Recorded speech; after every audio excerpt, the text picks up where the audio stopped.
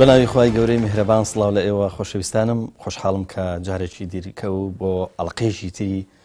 بەرنامەی نووسین و یادەوەری بە خزمەت ئێوەی خۆشەویست گەشتمەوە لەگەڵ زۆر بەڕێز جەنابی مامۆستا عەلی باپیر. مامۆستا جارێککە بەخێر بیت. زۆر سپاس کاک پەیوەندیوەش بەخێر بێن هەمووتان. حەزەکەم یەک پەرەگراف بۆ جەنابەت بخوێنمەوە لە کتێبەکە. جەنابە نووسیوتە چوومە خزمەت قورئانی قسە لەجێ و لە گوڵزاری لالەزاری شاگوڵێکی حەوت پەڕیم خواست بەدەستی بەدەستنوێژەوە بە بن تفنجی ژیریم هەڵا برد و بەر بوومە هەڵمژینی بۆن و بەرامەی و بەسەرە پیتکەی باریکی قامچی خەیاڵ و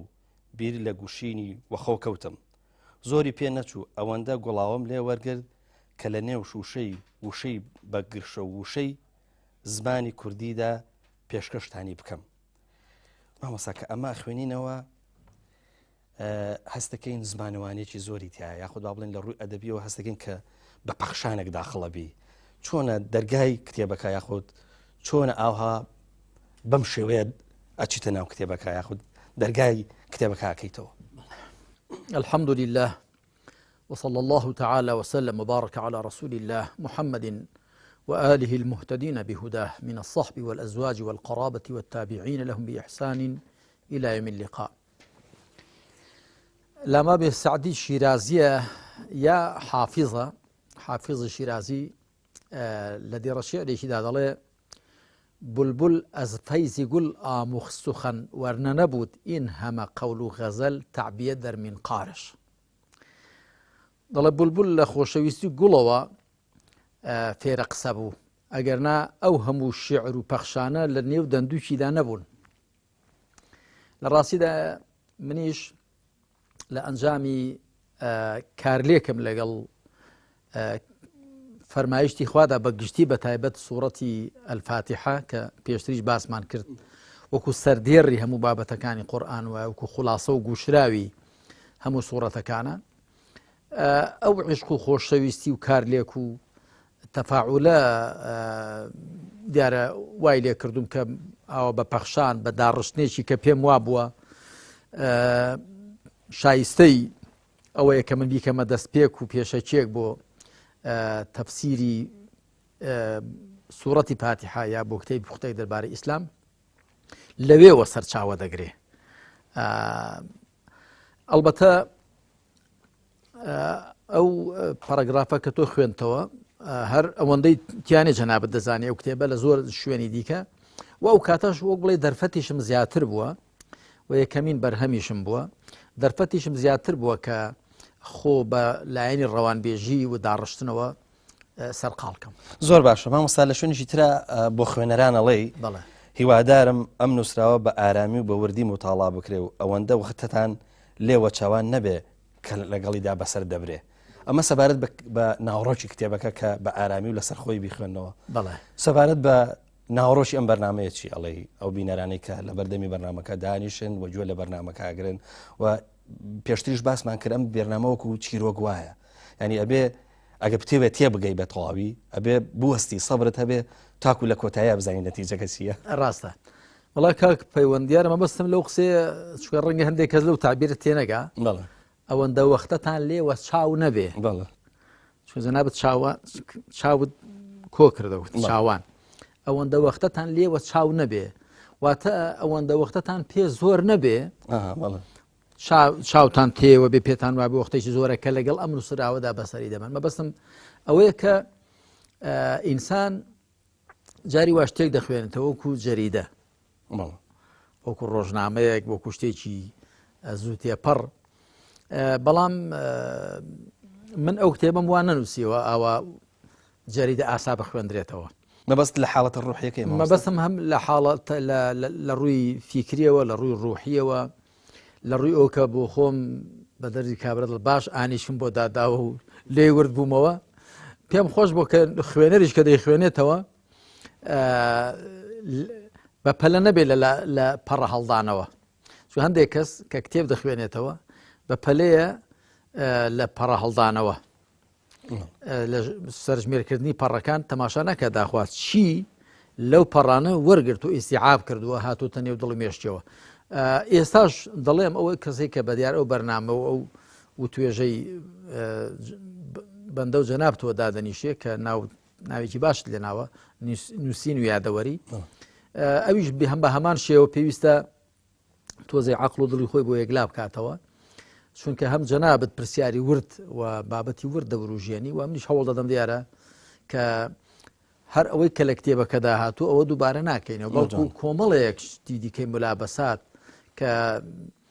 ئەو قسانیان تێدا نووسراوە کاتی خۆی ئەو کتێبەی تێدا نووسراوە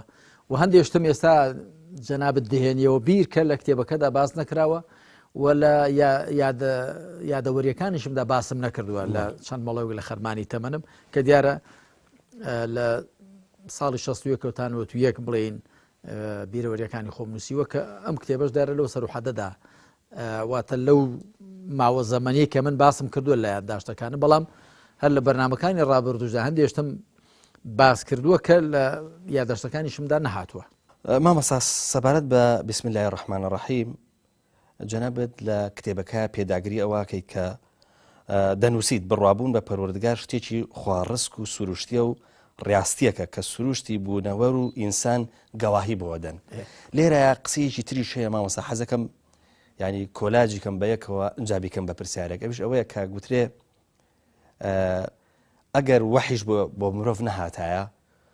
بەو خواڕسکەی کە جەنابەت پێداگریەکەی مرۆڤ هەرخوا ئەدۆزیەوە بەس ڕەنگە باش نەیپەرستایە دروست نەیپەرستایە تا چەند ئەم قسەیە لەگەڵ ئەو باڵێ قەناعەتەی تۆیە سەبارەت بە بسم الله الرحمن الرحیم و دەستپێکی سوورەتی فاتحە یەکەگرێتەوە. بەڵێ دیارە من ئەو قسەم لەوەوە هێناوە کە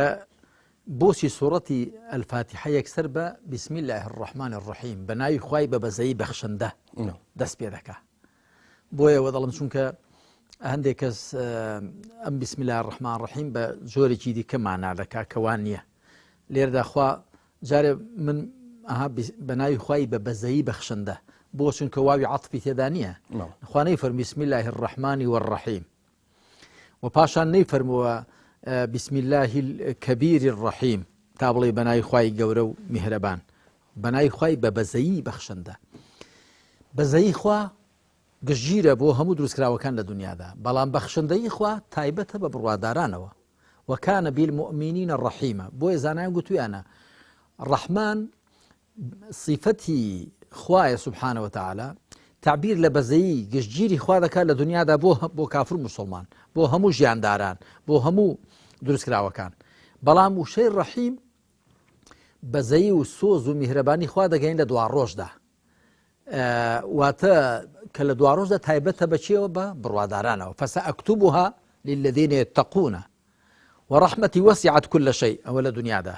فسأكتبها للذين يتقون ويؤتون الزكاة والذين هم بآياتنا يؤمنون وكل سورة أعراف دا فرمي ورحمتي وسعت كل شيء أول دنيا دا بلام لدوا رجاء فسأكتبها تايبتي دا كم بتشيو ببرادارانو جاء من قلتوما مادام أوادس في ذكر يكسر بناوي خواي بابا زي بخشندا أما أودا جينيكا خوا ناسين لا سروشتي مروف دا شتيشي خوا رزقه خواي برجع داينا ولا سروشتي مروف دا کە جەنابەت پرسیارەکە دەڵێ ئەو ڕایی دیکە کە دەڵێ ڕایەکەیە کە دەڵێ ئەگەر گریمان خوا پێغەمبەرانیشی نەناربوونایە کتێبەکانیشی دانەبەزانبانایە وەحی نەناربایە مرۆڤەکان هەر دەیانتوانی خوا بناسن ئەوە ڕایەکی زانایانە بەشێک لە زانایان کە زانایانی معتەزیلە لە پێشەوەیانن بەڵام مەرزی هەر ئەوان بن ئەو قسەی خۆی لە خۆیدا ڕاستە بەڵام تا کوێ ڕاستە تا ئەو سەرحەدەی کە خوا سوبحانە وتعالا شتێکی ناسرا و ئاشنایە بە سروشت و عەقڵ و دەرونی مرۆڤ عەقڵ و دەرونی مرۆڤ بەخوای پەروەردگار ئاشنایە خوا سوبحانە شتێکی نامۆ نییە بەڵام مامەڵە لەگەڵ خوادا سوبحانە وتعالا دەبێت پێویستی بە وەحی هەیە بۆیە زانایانی ئەهلی سونەت و جەماعەت واتە زۆربەی زانایان جەماوەری زانایانی ئومەت دەڵێن پێش هاتنی شەرائع مرۆڤەکان مکەلەف نین مولزەم نین بەخوا پەرستی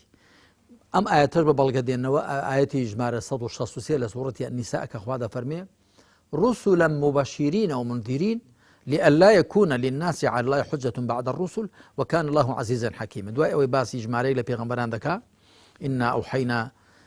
إليك كما أوحينا إلى نوح والنبيين من بعد وأوحينا إلى إبراهيم وإسماعيل وإسحاق ويعقوب والأسباط وعيسى وأيوب ويونس وهارون وسليمان وآتينا داود زبورا ورسلا قد قصصناهم عليك من قبل ورسلا لم نقصصهم عليك وكلم الله موسى تكليما. ده يسد فرمي رسلا مبشرين ومنذرين پیغمبرانێکی دڵخۆشکەر و ترسێنەرن. بۆچی؟ لئلا يكون للناس على الله حجة بعد الرسل. تاکو خەڵک لە دوای پێغەمبەران بەڵگەی لەسەر خوا نەبێ. کەواتە ئەگەر پێغەمبەران نەهات بوونایە خەڵک بەڵگە و بیانووی دەبوو.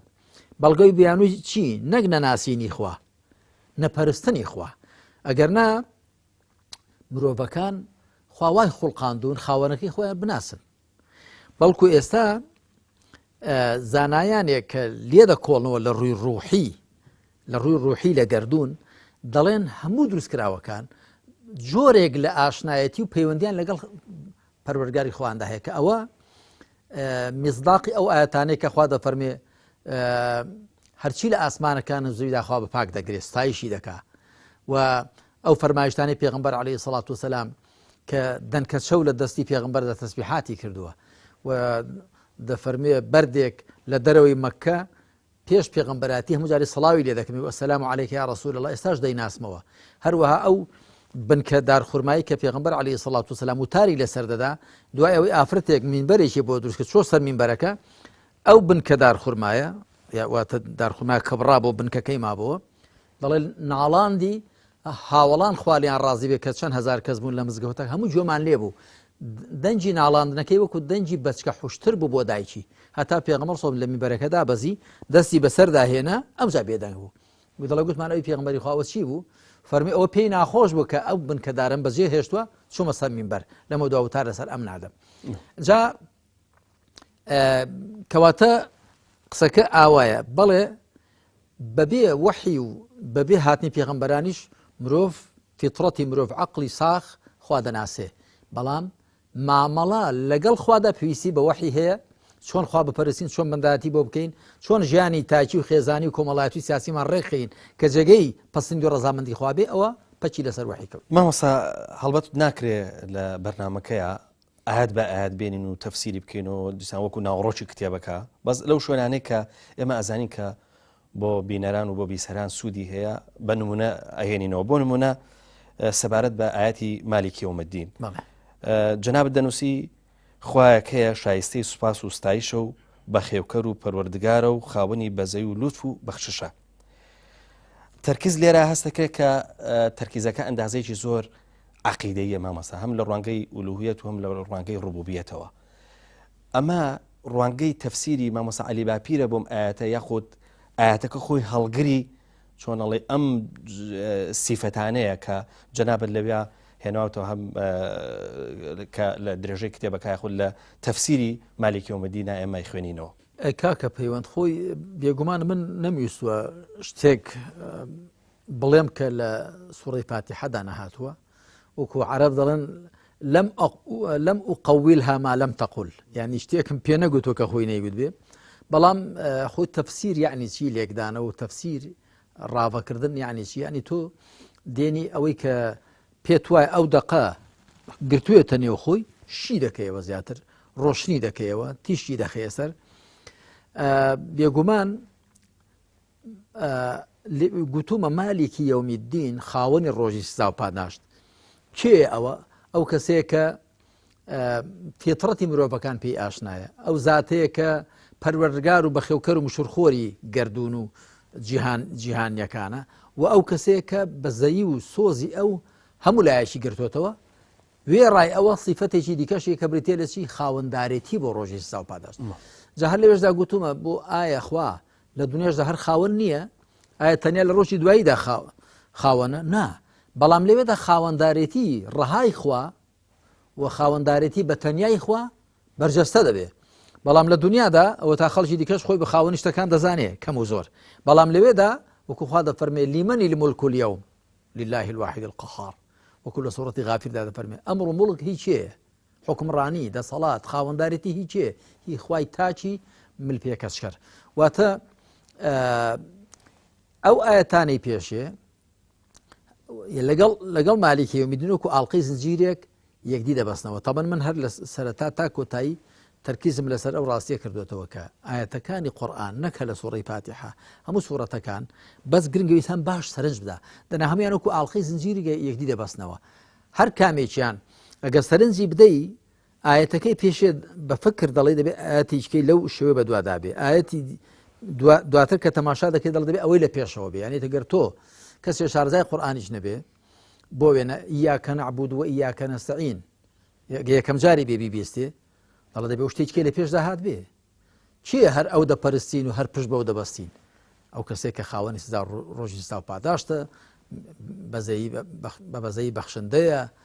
ئاوایە ینی پێشێ دەبێ ئەو سیفەتانە هات بن ئەو جا دەگاتە سەر ئەو ئامانجە کە تەنیا ئەو بپەرسرێ و تەنیا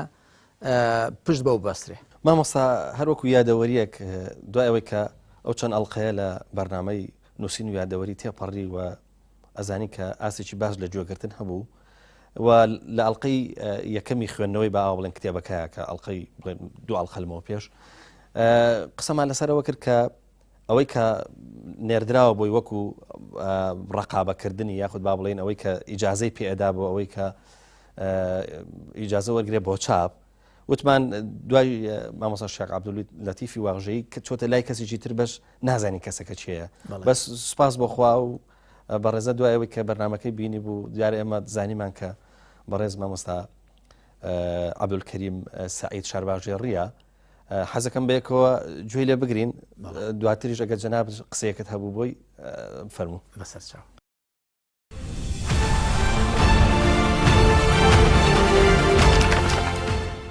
بەناوی خی گەورە و میهرەبان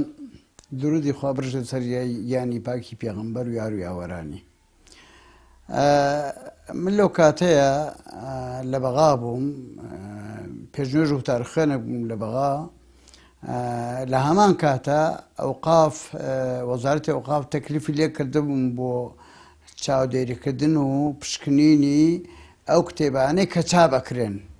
بە تایبەتی ئەو کتێبانەی کەوا پەیوەندیان بە ئاینی پیرۆزی ئیسلام و دیانەتەکانی ترەوە هەیە ئەمنیش قبوڵم کرد تەکلیفەکەم قبوڵ کرد و مەجموعەی کتێبیاندا پێم و سودفەتەن ڕێکەوت کتێبێک هاتە بەردەستم لە نووسینی مامۆستا عەلی باپیر بە ناوی پوختەیەک لە دەربارەی ئاینی پیرۆزی ئیسلام ئەمنش کتێبەکە خوێنمەوە هەر لە ئەوڵ تا ئاخر گشتم خوێندەوانێ و بەڕاستی معجب بووم بە کتێبەکە چی کتێبەکە کتێبێکی وردیکارێکی باشی تیاکرابوو لەبارەی ئاینی پیرۆزی ئیسلامەوە و ئەمنیش کە تەوام خوێنمەوە و تەوام کردو ئەمانە راپۆرتێک نووسی لەسەر نووسی صالح للطبع والنشر یعنی ئەم کتێبە شایانی ئەوەیە کە چاپ بکرێ و بڵاویش بکرێتەوان کاتێک کتێبەکەم بردەوە بۆ ئەوقاف وتیان ئەوە چییە تۆ موافقە کە دۆکتم ئارە وەڵڵی تەوان کوتیان چۆن بۆ خاتی خۆم کتێبە داومانە بە دوو کەسیکە موافقان نەکرد و هەر ناوێ ڕاشتی لەسەر بنووسنەوەمانە تۆ چۆن موافقە کرد و کتوتە باشە ئەمانە ساڵح بۆ نەشر ئەمانە وتم وەڵڵاهی منە کتێبە خوێندومەتەوە هیچ شتێکی وای تیانێکەوە زیانی سیاسی تیابێتەوە ئەمانە و پەیوەندی بە سیاستەوەمانە بێت کتێبێکی ئاینیە و لە پوختەی ئیسلام قسەی کردومانە و منش شخصیەن نووسەرەکەی ناوباغم بیستوو و هەستن پەیوەندیم پێ نەبوو کە تا لەگەڵ جەنابی مامۆستا عەلی باپیرە بەڵام ناوباغم بیست بوو وتم هاتەوە من موافقەم لەسەر کرد وتی چۆن ئەوێری وتم ئەرە وەڵڵا ئەوێرم و زیایش ئەوێرم و هەتا کردن بە پێکەنی وتم باوکم هەتاکو بەردەم پەتەکە ئامادەم ئیتر چیتان دەوێت لەوە زیاتر وەڵای تر راپۆرتەکان قبوڵ کرد و دوایش کە ئەلحەمدولیلا سوپاس بەخوا کتێبەکە بڵاو کرایەوە چاپ کراوە و من سوپاسی مامۆستا عەلیەکم بۆ کتێبە جوانانە بۆ کتێبەکانی کەشی و حەقەتەن نووسینەکانی بەڕێزن و پێشکەوتون و لەگەڵ واقعی میلەتەکەمان ئەگونجێت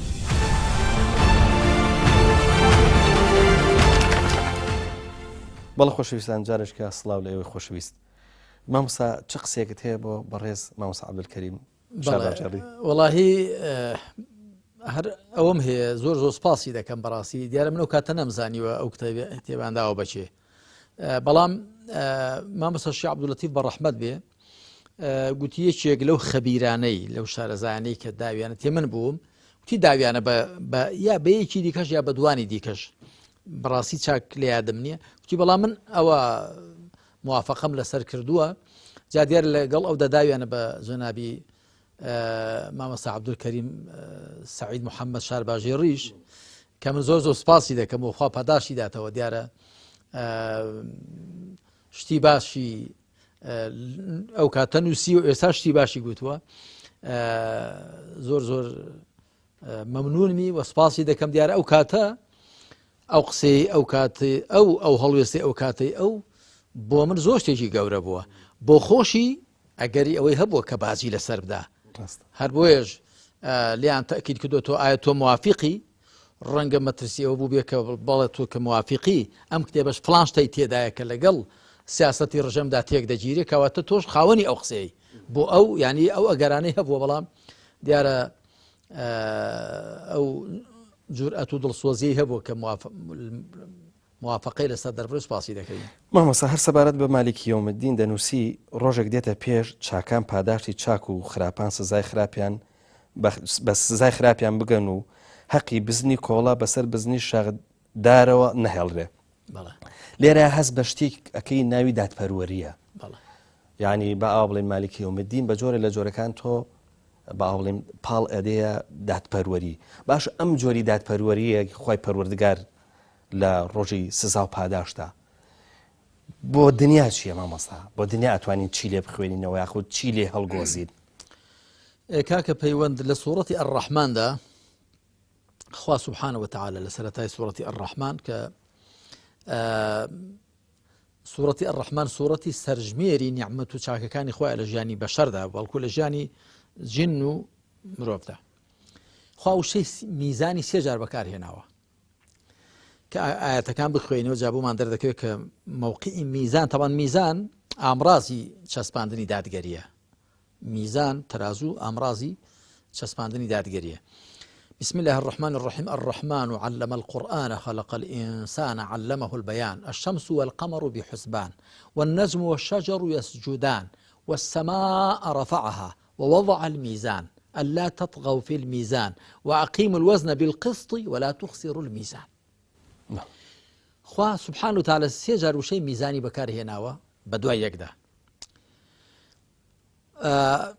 بيشي باسي آسمان دكا والسماء رفعها ووضع الميزان كواتا أو ميزانك باسي برز كردنوي آسمان دكا آسمان يعني قردون كواتا أم ميزانة ميزاني كونية ميزاني قردونية واتا أخوا قردوني بفراواني زور برز كردوتو فراوان خلقان دويتي بلام ترى بترازو دعيناوا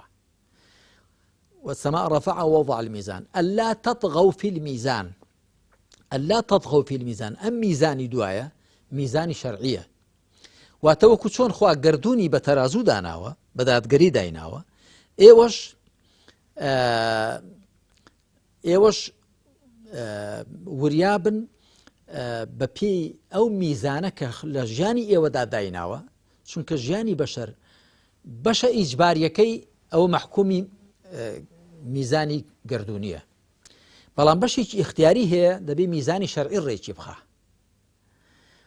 دوای ئەمجا وأقيموا الوزن ولا تخسروا الميزان ئەمەش میزانی ئالیە کە ئەوە ئامڕازی چەسپاندنی دادگەری لە ژیانی مرۆڤدا کەواتە میزانی کەونی میزانی شەرعی میزانی ئالی مەبەستمەوە لەم سیاقەدا سێ جار خوا باسی تەرازوی کردووە جناب فرموت ادي بو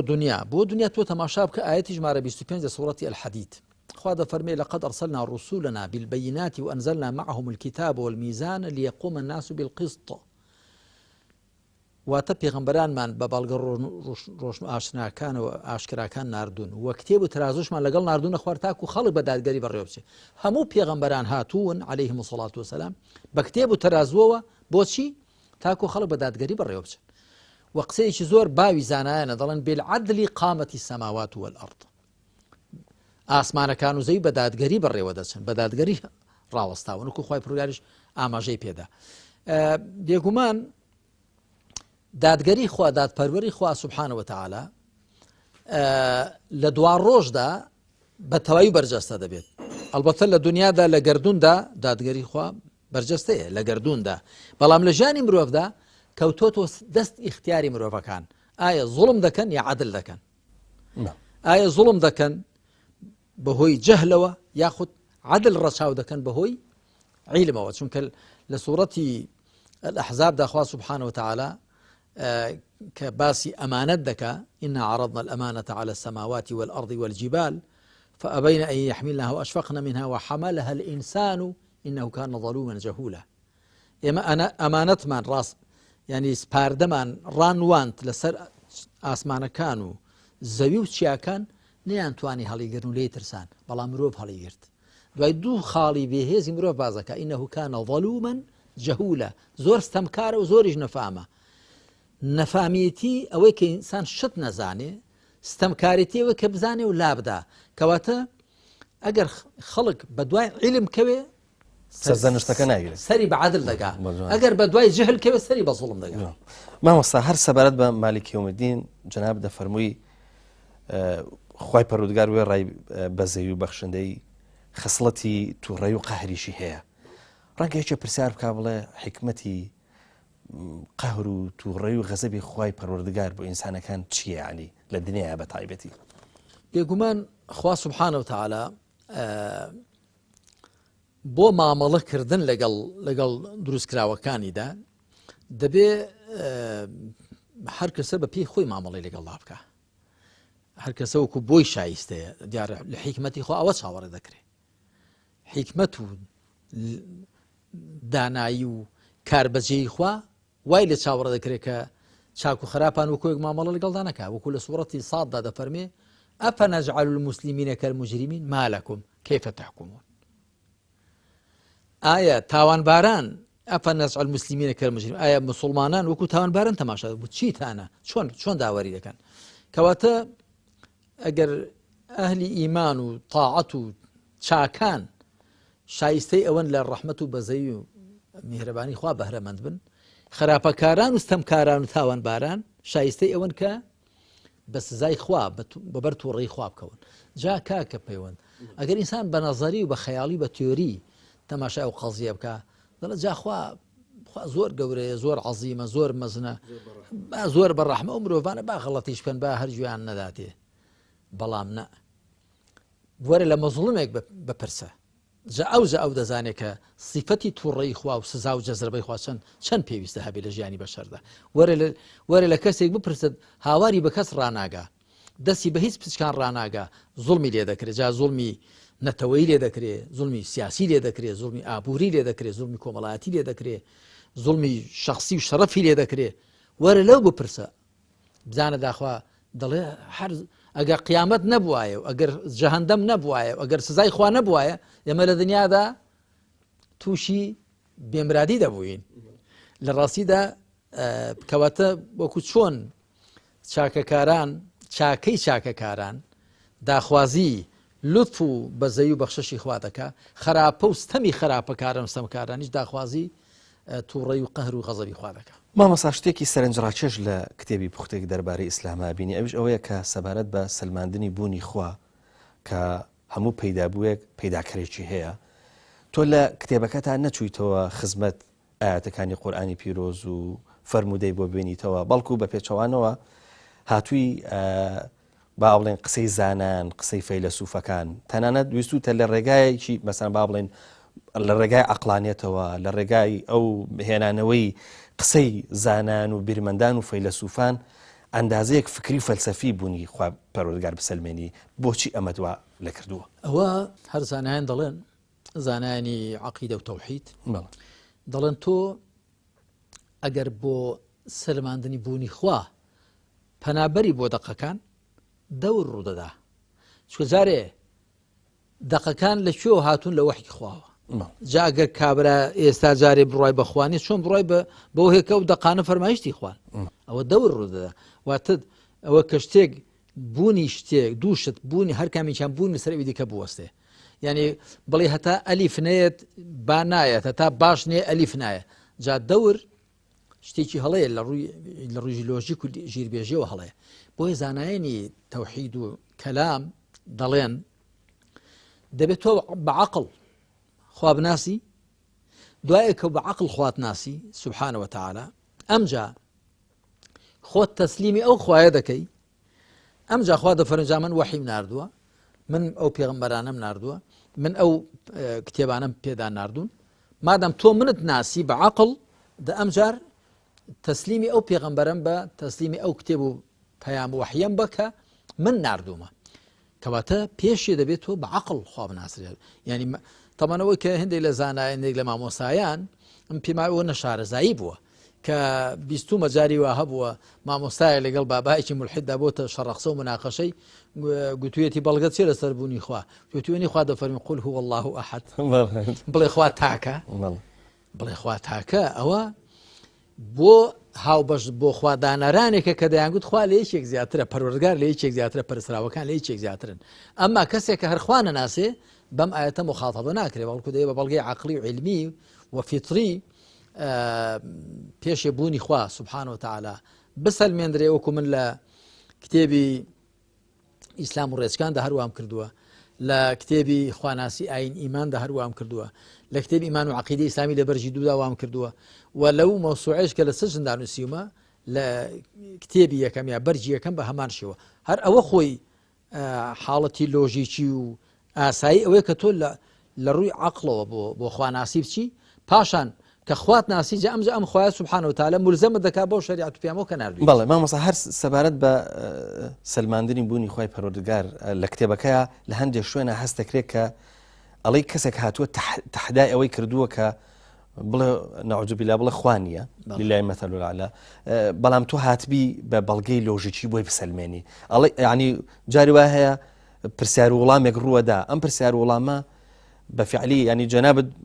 باوا بڵێم بۆ سەرنج ڕاکێشان دروست کردووە یعنی یا بەفعلی لەو سەردەمەیە کەسێک هەبوو ئەم تەحدای بکات زۆر من هەر لەو سەرحەدەدا تەواو ئەو کاتە بازاڕی مارکسیزم و لێنینیزم و مادیگەرایی و چەپگەرایی زۆر گەرم بوو جا چ لە سلێمانی چ لە هەولێر و لە هەموو شارەکان و ئەو کاتە بڵێن ئەوانەی کە بە چیاوە بوون ئەوەی کە بەڕاستیش قەناعەتی نەبووە بە بیردۆزی مارکسیزم لێنینیزم لانی کەم بۆیاغێکی لە خۆی دەدا دەیگوتێمیش هەر هەوم چکە و کاتە مۆدێلەکەی وابوو و زۆر مناقەشە و توێژیشم دەبوو لەو بارەوە و من عادەتم وایە لە کتێبەکانی خۆمدا هەوڵ دەدەم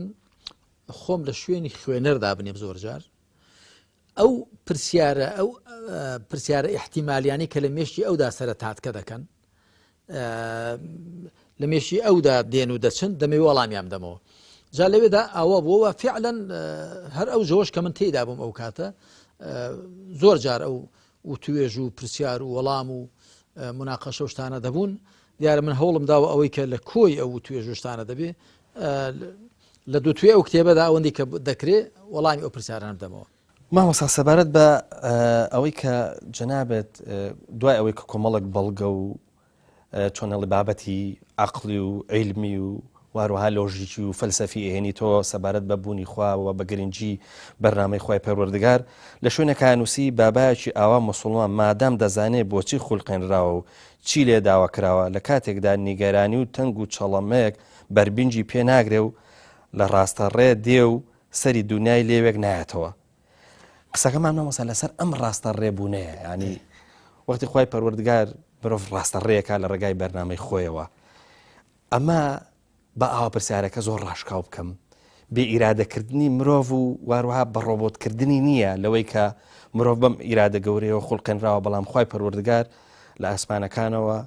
لە ڕێگای کتاب و لە ڕێگای پێغەمبەرەکانیەوە بەرنامەی بۆ ئەنێرێ قسەکە لەسەرەوەی ئیرادەی مرۆڤ لێرە چی لێ دێ کە خوای پەروەردگار خۆی ڕاستەڕێیکە ئیرادەی مرۆڤ نخێر وحی خوا پەیامی خوا بۆیە نەهاتووە دەست و پێی مرۆڤ بەستێ بەڵام بۆیە هاتووە کە مرۆڤ بەرچاوڕوونکە تەماشا بکە پێغەمبەران عەلەیهیم الصەلاة وەسەلام هەمویان وشەیەک زۆر دووبارە دەکەنەوە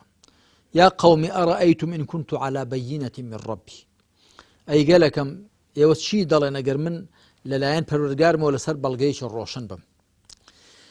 خواي متعال ببيغمبري خاتم ده فرمي يقول هذه سبيلي أدعو إلى الله على بصيرة أنا ومن اتبعني بل أول ربازي منه خوم وأنا شوين كوتون لبروش نايدا برخوا بانقوازكم كاك بيوند وحي خوا وبيامي خوا هاتووە کە ڕێ بۆ مرۆڤ کورد کاتەوە ڕێ بۆ تەخت و ئازووخکە خۆ نەهاتووە ئەو شتانەی کە لە مەودای عەقڵدان پێی بڵێ ئەو شتانەی پێگوتور کە لە سەروی عەقڵەوەن واتە ئەو شتانەی کە مرۆڤ بۆ خۆی ناتوانێت پێیان پێبەرێ هەموو ئەو شتانەی کە لە توانای عەقڵی مرۆڤدان لە خوای پەروەردگار بۆ مرۆڤی بەجێهێشتوون هەر بۆیە ئێمە تەماشا دەکەین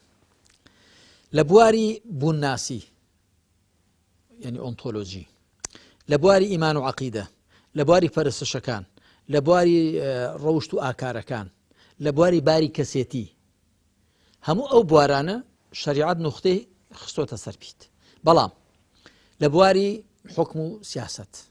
لبواري ئابووری و بازرگانی لبواري جەنگ و ئاشتی لبواري پەیوەندیەکان لە هەموو ئەو بوارانەی کە پەیوەندیان بەلایەنی مادی ژیانی مرۆڤەوە هەیە و زۆر گۆڕانیان بەسەردادێ شریعەت بە بۆشایی هێشتوێتەوە ئێمە شریعەت لەو شتاندا کە عەقڵی مرۆڤ دەرکیان ناکا قسەی بۆ کردوین و ڕێی پێشان داوین بەڵام لەوانەدا کە مرۆڤ دەتوانێت بۆ خۆی دەرکیان بکە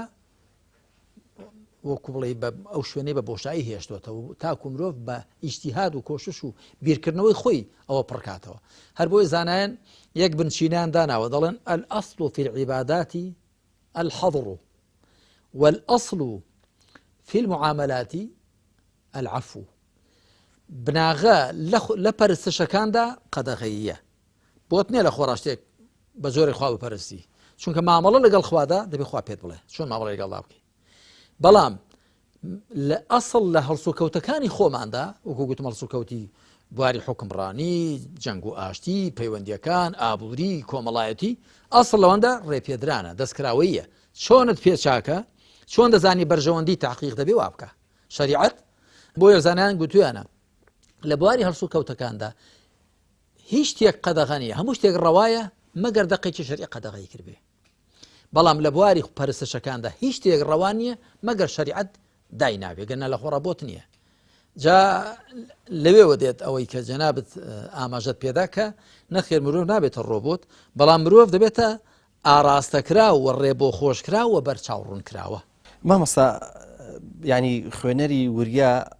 هەموو ئەو شوێنانەی کە با بڵێن دەقەکە خۆی دەقێکە کە لاەنە ڕۆحی و عریفانەکە بەسەر یازاڵە ڕاستەکەی بەس لە هەندێک شوێنە جاری وایە بارزترە بێ سەبارەت بە فەرمایشتی خۆش بڵێ تایبەتی سوڕەی فاتیحەکە دانراوە مسلمانان بەلای کەمەوە ئەگە بەس نوێژە فەرزەکان بکەن 17 جار بیڵێنەوە لە یەک ڕۆژدا شتێکی زۆر گرنگی تیا ئەوش سەبارەت بە حکمەتی تاقیکردنەوەی مسلمان تاقیبوونەوەی ئەوەی سەبارەت بەوەی کە مرۆڤ تاقیکرێتەوە ئیماندار تاقیکرێتەوە بۆی کە ئەندازەیەک بە ئاوا بڵێن چۆن زێڕێک بە ئاگر ئەسووتێنرێ بۆی زێڕی خالیسی لێ دەربهێنرێ یاخود بناسرێتەوە کەمە زێڕی خالیسە لێرەشان لە هەندێک شوێنە ئەوە بەرچاوەکەوێ ئێستا بۆ نمونە جەناب نووسیوتە جا ئەگەر ئینسان ئەو کۆسپوتە گەرە و چەرمەسێرەیانی لە ڕێدا نەبووایە دەبوو لەگەڵ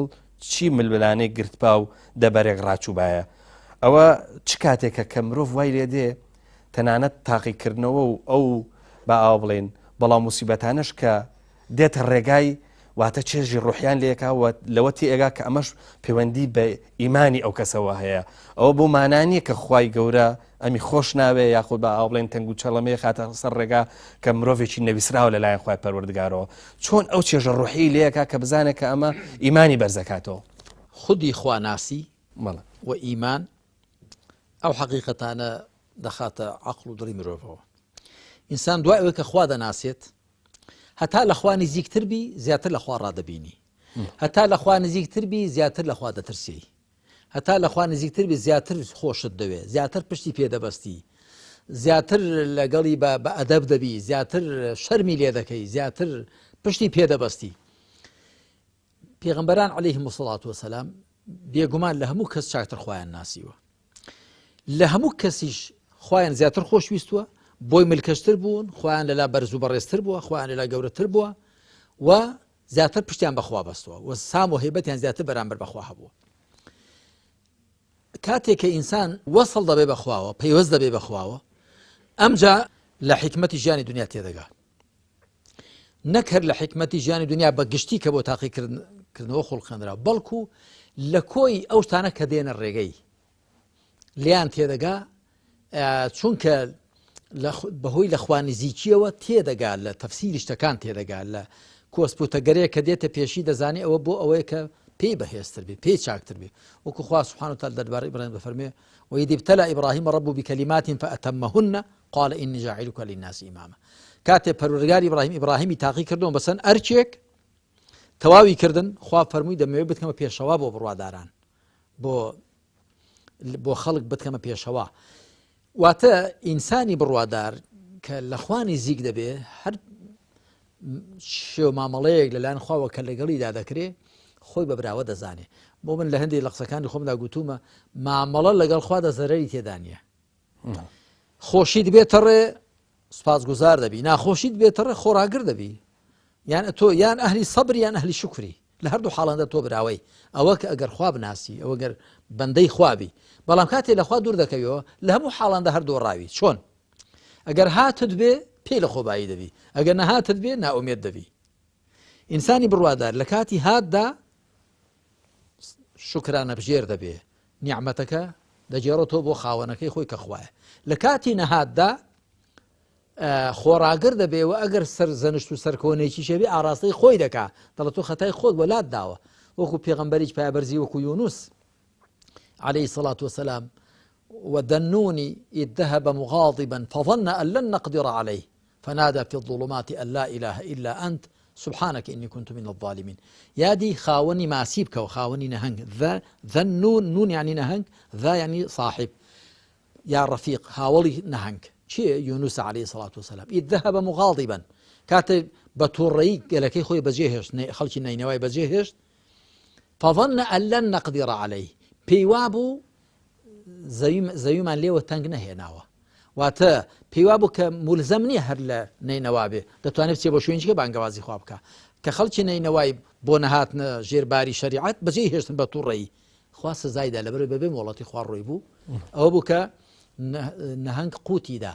بەڵام لەوێدا چی گوت لا إله إلا أنت سبحانك إني كنت من الظالمين بێزگە لە تۆ هیچ پەرستراونین پاچی بۆ تۆ من لەستەمکارانم کەواتە ئینسانی بڕوادار ئەگەر بەڵایەکیشی بەسەردێ دەزانێت کە خەتای خۆیەتی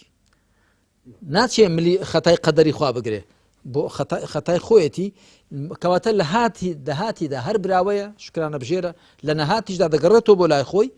غەڵەت و پەڵەتەکانی خۆی چاک دەکا و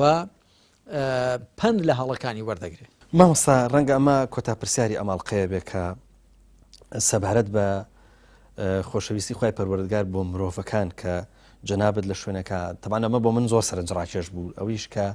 جەنابەت فەرمودەیەکی قودسی وەڵاو ئەعلەم نەقڵەکەی لەوەی کە خوای پەروەردگارە فەرمێ بەندەی بڕوادارم خۆشتر دەوێت لە